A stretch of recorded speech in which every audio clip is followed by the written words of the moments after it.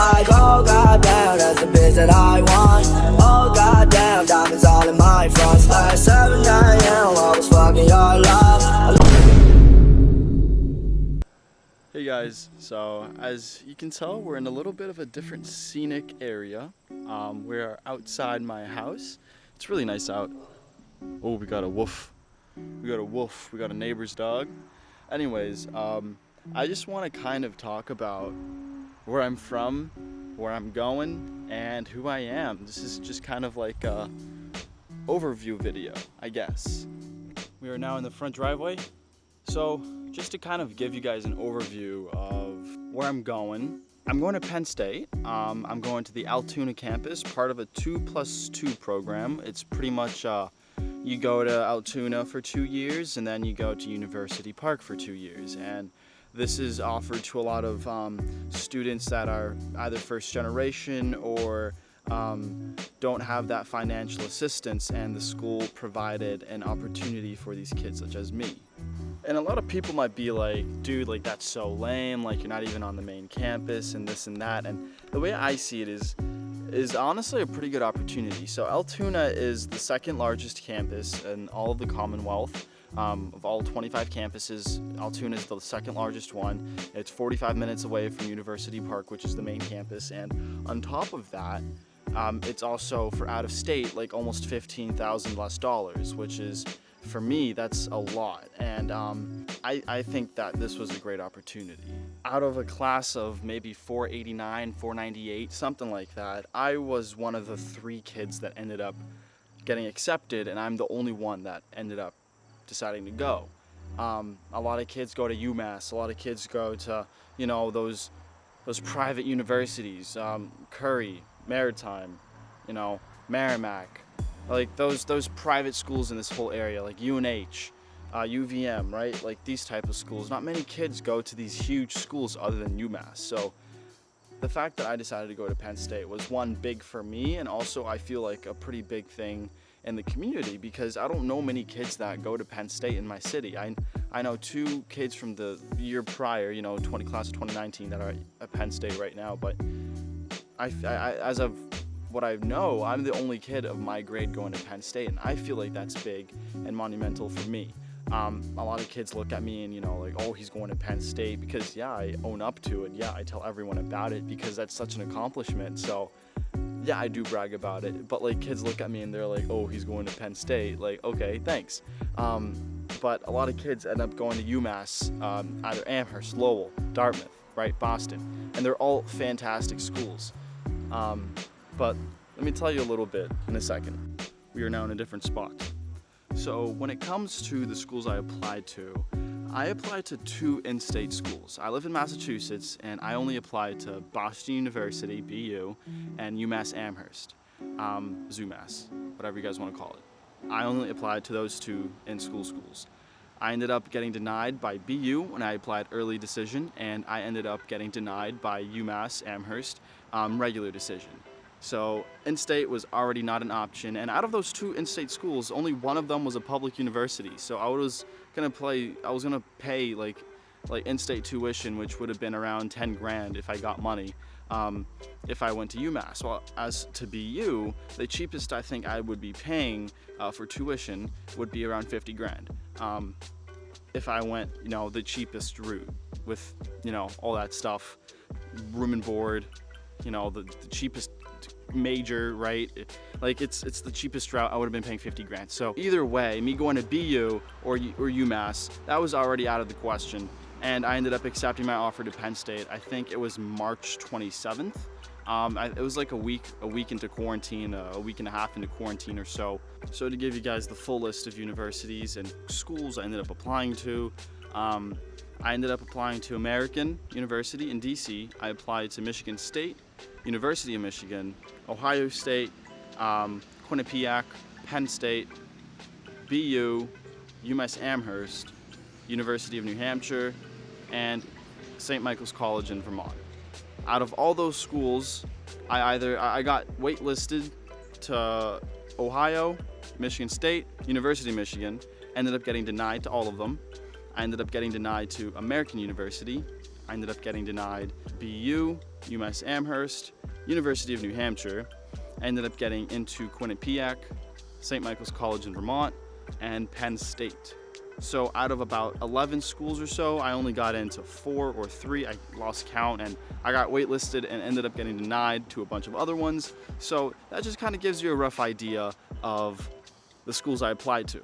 Now, you might be like, Fernando, you only apply to big schools and then private schools that are super expensive. And I'm like, yes, because I either was looking at the business degrees or future law opportunities that I could reach out to and explore. Schools like Ohio, Michigan State, Penn State, they all had amazing business programs. Schools like Quinnipiac, American, St. Michael's, they all had really good law and business programs. However, these were all fairly expensive private universities.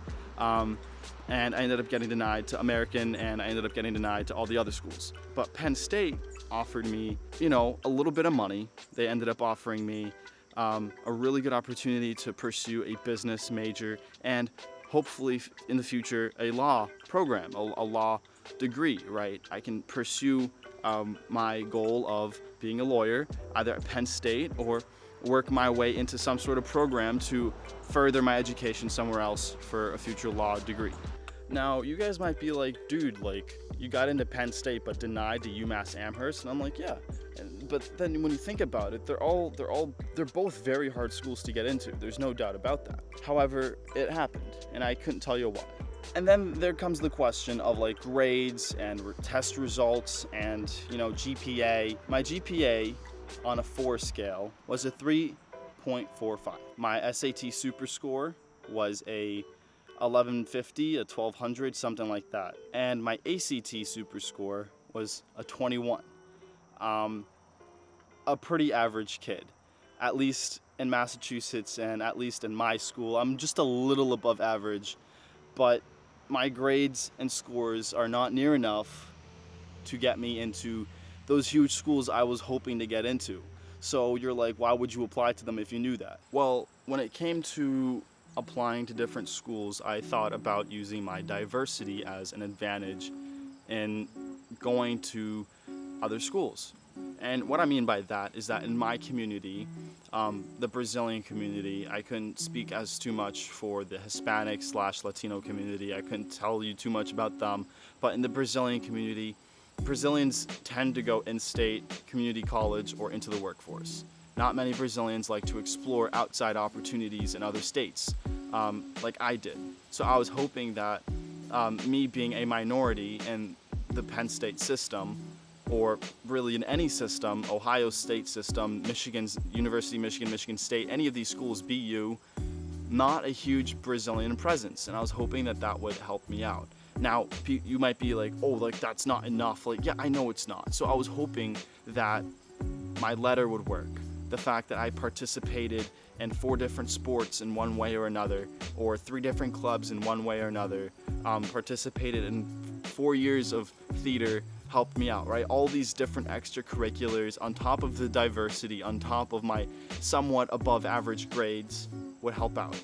And at the end of the day, it helped out for 3 schools or 4 schools. And, it didn't really work out for all the other schools. And I'm not complaining. I'm happy how things turned out. I honestly am. But for those of you that are curious as to, oh, how did you get in or how did you not get in? I honestly could not tell you. I was an above average kid, participated in a above average amount of extracurriculars. I worked practically a full-time job all senior year, and I didn't really do much other than school all of my high school career.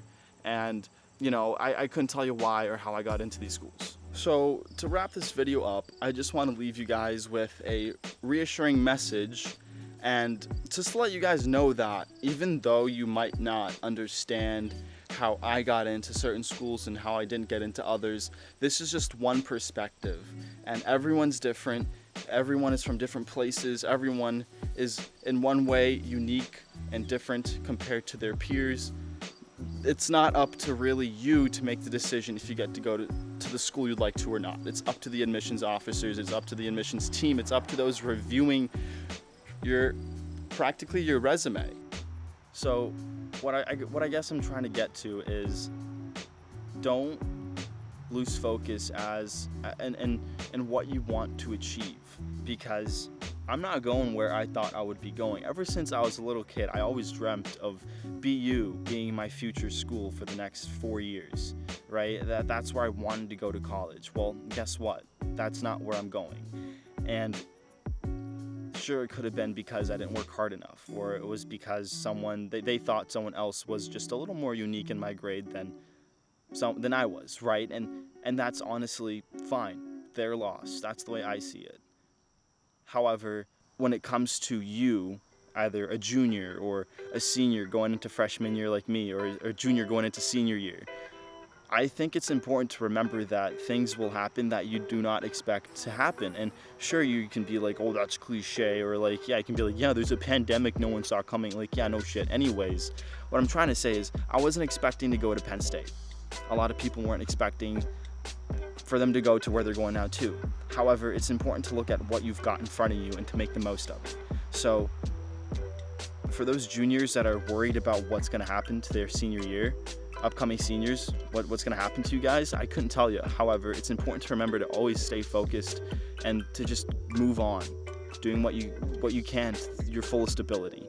And to my fellow upcoming freshmen, I think it's important to understand that we're being given an opportunity that not many people are given, and I think it's important to make the most of it in any way we can as well, the good and the bad. So I want to say I wish you guys an amazing senior or freshman year, upcoming juniors too, right? I hope you guys all have an amazing year. Like, subscribe, tell your friends about this message, and have an amazing day. Thank you.